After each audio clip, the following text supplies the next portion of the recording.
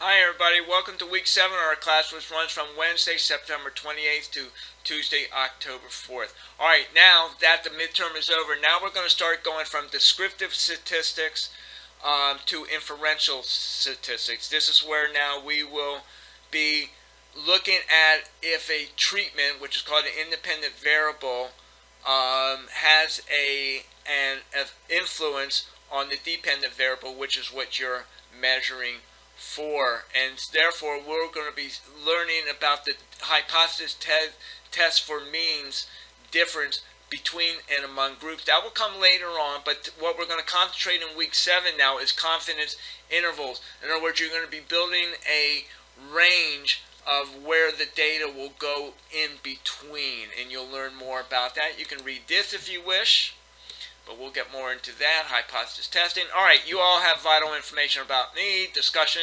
section. If you have a question about the assignments, go to Ask the Professor. If you have a question about how to calculate, that's where you use the statistical tutors. Critical review assignments, which will be due October 18th. Here's your article. Later I'm going to review a little bit what you need to do. No due date extension, please, because it's a 9-week assignment. If you wish to submit your report to turn it in, you may do that. I'll take you there if I remember. And you have 2 assignments. Quiz 7 and, scroll down, and discussion 7. For discussion 7, you're just going to choose one topic. Alright, let's go to class. I already got section 7 up here, or week 7, excuse me. And again, start at the top, work your way down. I think this is my PowerPoint. This is UMGC's PowerPoint. And I highly suggest you watch Dr. Brune's Zoom session. Alright. Now, your discussion is again in activities to discussion. And for discussion 7 about applying normal distribution, you have 1, 2, 3 topics. Let's see. Yep. Wait a minute. Yeah, 3 topics. You choose one of them to discuss. You don't have to do all 3, just one of them. And if you go back to activities assessment, go down to quizzes. If you scroll down, there is practice quiz for week 7. This is where now you can go through this practice quiz, and ask the statistical tutors for help if you need it. But the quiz itself, go back to quizzes, is right here. And let's look at it. All deals with confidence intervals. And there are 15 questions.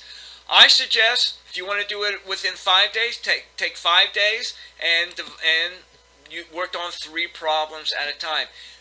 Again, I emphasize, please don't wait till the last moment. All right. Now, let's go back to content section. I'm going to go to session 9. All right. Hopefully by this time you've been working on the critical review assignment. Here's your direction. Here's your article. Let's look at, yeah. All right. Now, in this critical review report, there are 2 sections that you're going to be writing. Your first section is the summary of the article. Here's what, and it's only 1.5 pages. If you go to 2 pages, that's fine.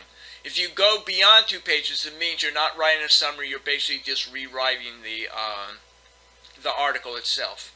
Now, what I suggest is you take each main topic that I'm highlighting here, use those as your heading.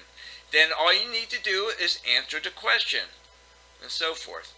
And if you wish to use the questions as a subheading, you may do that too if you wish.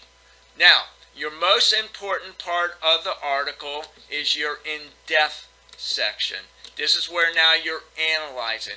Alright, the critical review assignment, all it is just your opinion based on facts from the article. Remember that, your opinion based on facts from the article.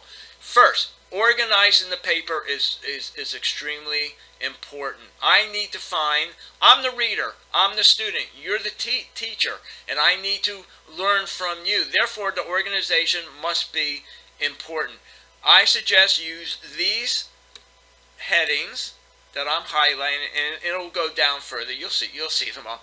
Use those as your headings for this section here. And this is what's most important. This is where a lot of students in the past failed to do. These are all questions that you must answer, and they're all yes and no questions. But you must use examples, evidence from the article to support your yes and no questions. And that's all I'm looking for. Can you support what you are saying, and so forth. All right, these are all the topics that you're going to have to use in the paper or write about. All right, again, double space, 12-point times Roman. Look at these directions. This is very important here. Do not quote. You will be downgraded if you use quotes, because you are to paraphrase what you have learned. A lot of students in the past, I noticed, when they quote, they don't explain. If you're going to quote, you got to explain the quote. And a lot of times when students or writers use too many quotes, it usually means they might not understand the article, so they'll use the author's words instead of your own words. So I want to read your own words. And the paper is only 5 to 6 pages. Should not go any longer than that. If you're writing more than 6 pages, it means that you need to edit. You're just writing way too much. Title page, and if you have a reference section, will not count as between the 5 and 6 pages. All right. I think I'm scrolling up. I think I said all I need to say there. Okay. Let's go back to class. Scrolling. Now, if you wish to submit your paper to turn it in, go to academic support, and there's your turn it in. And you can read about that. I'm not sure if that's the right one. There we go. Yeah. Okay. And I think by this time you all know about the tutoring service. Again, type your question in one of these topics, type your question, connect, and again, if you have a favorite tutor, you can use the favorite tutor. Alright, let's get rid of that. And I'm going back here. There we go. Alright, I'm scrolling up to assignments due October 4th, quiz 7, and discussion. You should be working on your critical review assignment. Alright, that's about all I have to say. This is Dr. Chasen, signing off.